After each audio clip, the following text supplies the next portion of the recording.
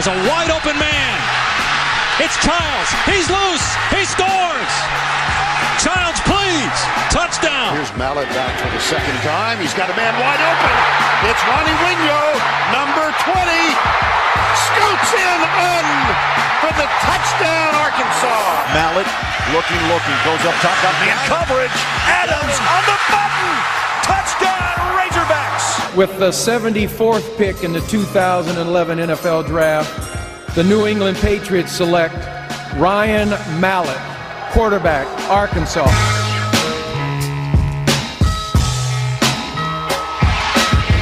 "62 passing touchdowns, almost 7,500 passing yards, and used to throw footballs on a frozen rope." Former Arkansas quarterback Ryan Mallett now joins us on the Morning Rush. Ryan, thanks for the time. You used to talk about how your favorite sport outside of football is basketball. You still get any time to hoop around, man? Man, it's hard right now with the quarantine going on. I was playing a little men's league before it all started, so I still like to get out there and play a little bit. So the reason I bring up basketball first is when I was a freshman in college, my first actual in-person experience with you was at the Hyper. We played a few pickup games, and we kind of got to know each other just the slightest bit. This is what stands out to me. My grandpa passed away that weekend, and I remember you reaching out to me on social media. That always stayed true to me, that specific instance, how you reached out to me after that. Yeah, we used to have some battles in there. I remember sometimes it almost coming to blows in there. It got intense. Guys were competitive, so it was really fun. You got to know the guys you played with. So, you got to have different interactions besides just your teammates all the time. Razorback great Ryan Mallett with us here on the Morning Rush. You're in Arkansas now. You're actually making the move and the transition to be a high school football coach. Tell us about that transition and why you chose coaching in North Central Arkansas. Well, I've always known I wanted to coach when I decided to start playing. It's kind of in my blood. It runs in my family, and, I get to be around the game that I love. And as far as being over here, it's just me and my fiance, we're building a house over here anyway. A job came open, and the coach that got hired, I had a few connections to him, so I called him and said, I'd be interested in coaching. If you had an opening, I'd get certified and do what I need to do. And he said, we'd love to have you. And so we got everything done and getting ready to go. What was your major in? Because I know you had to go get the, what do they call it, the alternative teaching certificate. What was your original major in?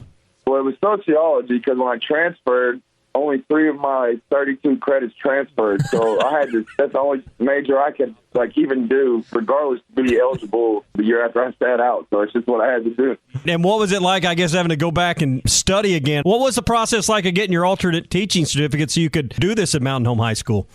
It wasn't too bad. I took the test, the practice test, the first time I passed it, and it wasn't too hard. So I'm just looking forward to getting around the guys and meeting people around town and things like that. Speaking with former Arkansas quarterback Ryan Mallett on the Morning Rush. So speaking of homework, back in the day, had to take the Wonderlic, had to go through a bunch of draft workouts. And Ryan, I was actually watching your sit down with John Gruden during his camp.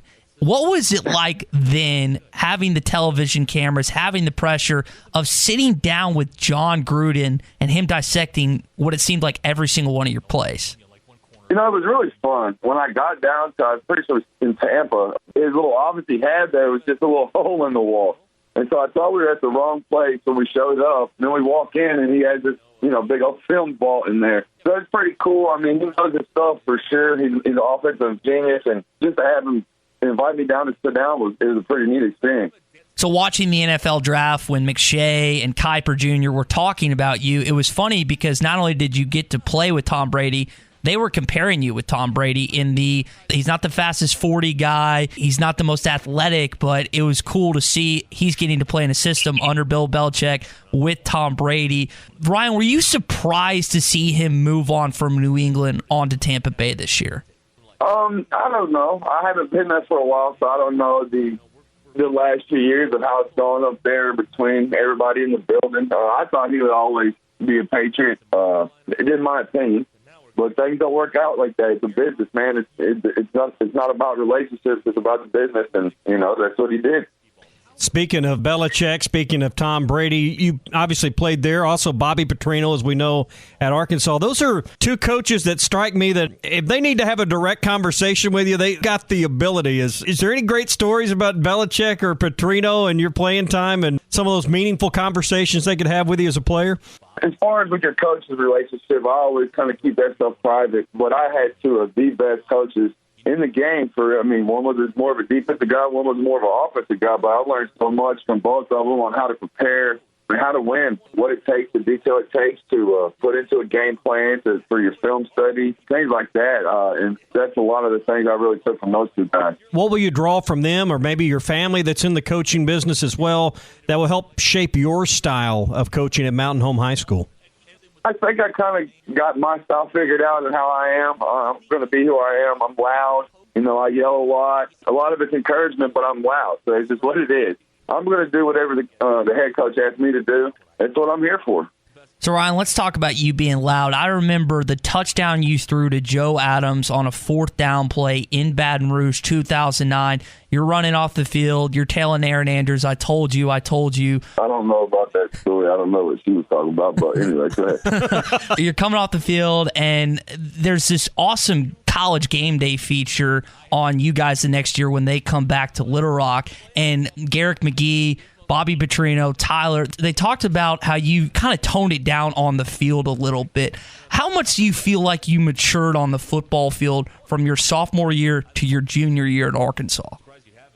Well, I think the first year, I just wanted everybody to, let's go, let's get ready. We got a chance here because we did, and I think they saw that going into the last year.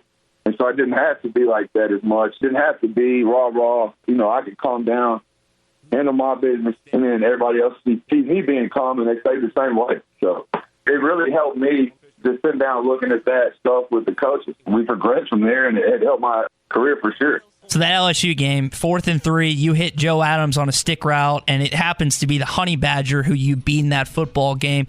I heard you talking to David Basil about this, the fact it's in Little Rock, they're playing Pour Some Sugar on Me after the game.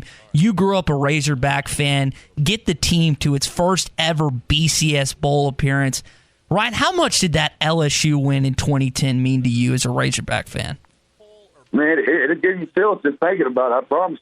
I'd say that's one of the biggest memories I'll have from playing at Arkansas was that game and that play, because we put it in the spring just for that team. So we worked on it throughout the year. Never ran that play throughout the year because we were saving it for LSU. We happened to get, the situation that we wanted. There was a timeout before we ran that play that came out in what we wanted it to be in. And so, hey, we prepared for what we thought we were going to get, and then we executed. How hard's it been to watch your alma mater, to watch Arkansas, and really since you and Tyler left in 2012 on, it's been more downs than ups. How difficult is that for you and your teammates to watch what this program's been going through?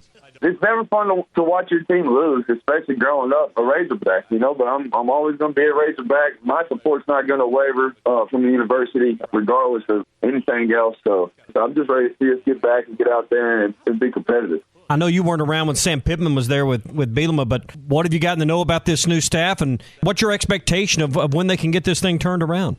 I don't know about expectations, and because I don't know a bunch of those kids that we got. I haven't been really following it as much because of all this stuff going on, and I've had a lot going on. But I'm excited about Coach Pittman, and I just can't wait to see what they do, and Coach Briles and those guys, and they got my support. Speaking with Ryan Mallett here on The Morning Rush. Ryan, you think about some Texarkana kids that went to Arkansas. You, Kobe Hamilton, Dennis Johnson. I mean, there was a lot of talent coming out of Texarkana. When's the pipeline going to start back up? And I couldn't tell you. There's a bunch of kids in Texarkana that are getting recruited. There's a kid just committed to LSU, the Jackson kid. I saw that the other day. So we got to get down there and recruit hard. And there's a lot of great athletes down there, and they know how to play ball. Mitch Mustaine, year before you came out, and I know you grew up a Razorback fan, was he at the time had already committed, ended up at Arkansas? Was that the main reason that you chose Michigan at first and then transferred to Arkansas? There's a bunch of politics going on. Everybody knows what happened. I just didn't want to be a part of that. I wanted to write my own story. That's the main reason I didn't come out of high school. You live in a great part of the state as far as things to do and outdoor recreation. I'm sure you've been enjoying Baxter County and the Mountain Home area since you moved to that area. What have you been finding to do during the quarantine and during all these great hunting seasons we got? It's right up my alley, man. I've been doing a lot of turkey hunting, a lot of fishing. I got one more day left, I think. I got to try to get me a turkey. But, I've been staying busy like that. I think the dogs are tired of going on walks. they're over here passed out on the couch right now, so I don't know how many more walks I could take them on. But, I just trying to stay active. And it's been good. I haven't been watching as much TV, actually, which is surprising with all this stuff going on. But, yeah, definitely up here, it's right up my alley, man. There's a lot of things to do, a lot of different kind of fishing you can do, a lot of different kind of hunting, and I'm excited to be here. What kind of fishing do you like up there? You got the rivers, you got the lakes, you got it all right there. Yeah, I like a little both. I like a little bit of both. I live pretty close to the river, so I do a little bit more of that at the moment, but I like doing all kind of fishing. Ryan, I know that you're going to be coaching some offense there in Mountain Home. You were clocked at throwing a football 65 miles per hour in college. To put that in perspective to everyone listening, Patrick Mahomes threw it 62, so you actually threw it faster than Patrick Mahomes, which is just wild to me. Man, did you ever break any wide receivers' fingers when you were playing quarterback growing up? I think it was before the first game of the season, my junior year, one of the starting receivers, he broke his finger in a walkthrough. Man, I wasn't trying to throw it hard. It just hit his finger wrong, I guess. I don't know. That's the one that just sticks out of my mind because we really needed it. Man, I don't know. I would say probably a few. Going back, talking about a memory, I want to ask you about the 2010 season. We mentioned the great LSU victory, how you were able to lead the Razorbacks into a defining moment of that season. Two games that stand out also, Alabama, Ohio State. Ryan, if you had to choose one, what game do you want back more, Alabama or Ohio State in the Sugar Bowl? Alabama, because we would have never had to go to the Sugar Bowl. It would have been a national championship. And you've mentioned before, your hair on the back of your head stood up after you threw that wheel route to Ronnie Wingo because of the deafening noise that echoed through that stadium. Oh, yep. That's the loudest I ever heard it there. I was like, the hair on the back of my neck was standing up. It was loud. I mean, it's the loudest I've ever heard it there. And things could have went better that afternoon for us, but, they didn't. It's all right. It still stands up, I think, on a lot of the backs of all of us around the state when you just watch that highlight again. I like watching again. You get tired of hearing about the interception of that game? Is that something that you wish people would let go? What game? The Alabama game. Which one? Yeah, there you go. Good answer. Yeah. That's a great answer. The Alabama game, to me, the Alabama game was more of a fluke than a scheme. I was trying to throw the ball out of bounds, and I just didn't get enough on it. In Ohio State, I did what I was supposed to against the blitz, and I was doing my blitz outlet, and they dropped the defensive tackle out, which we hadn't seen them do all that year. So that's a scheme thing. I would definitely say I'd take the Alabama one back. Yeah. And I think about that Ohio State game, and I know you've never come out and blamed a teammate or anything because you're not that type of guy, but you think back to that game, opening play, Joe has that wide open, like DJ dropped a ball or two. It was so weird to watch that football game, Brian, because you typically had the most sure-handed pass catchers, and it just seemed like the offense was a little out of sync that game. We didn't come out ready to play, I don't think. I mean, we were ready to play. I don't know if it was the focus or what, but we had our opportunities to win that game. There's no doubt about it. You go back and watch that game and look at all the missed opportunities and still have a chance to win it at the end. That game probably shouldn't even been close. So, Ryan, I was not in attendance for that game. Tommy was, and I've talked to several people at that game. We've talked about the Alabama game 2010, how loud it got. There's others that people can say that's the loudest I've ever heard a Razorback football game. I've also been told by a couple people who went down to New Orleans that the fourth quarter, they've never been to a louder stadium in their life. And you've talked about how you guys would play better the louder the atmosphere was. If we get tired of talking to each other, I think between me and the receiver, so we could just do hand signals or things like that, it would make everything a little bit easier for us when it was louder. Ryan, let me top off the interview with this. We've kind of broken a couple Razorback legends, Razorback stories on this program, asking guys, hey, what actually happened during this? One of those, we had Dusty Hannis on last week, and there was the time that he was talking to Ben Simmons at the free throw line. For years, people have wondered, Dusty, what did you say? What did you say? Well, he actually told us. He was joking with Ben Simmons, who's from Australia. Hey, why don't you put some shrimp on the bobby, mate? And he was joking with him about that. The Scantron story, is it fact or fiction? And if it's true, what did you actually say to your classmates that day? It's fake.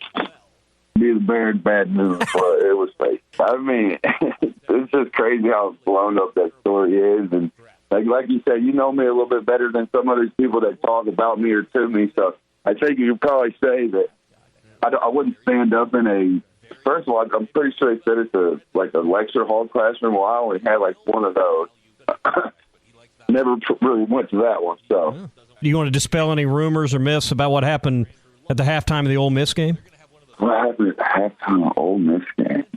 What happened?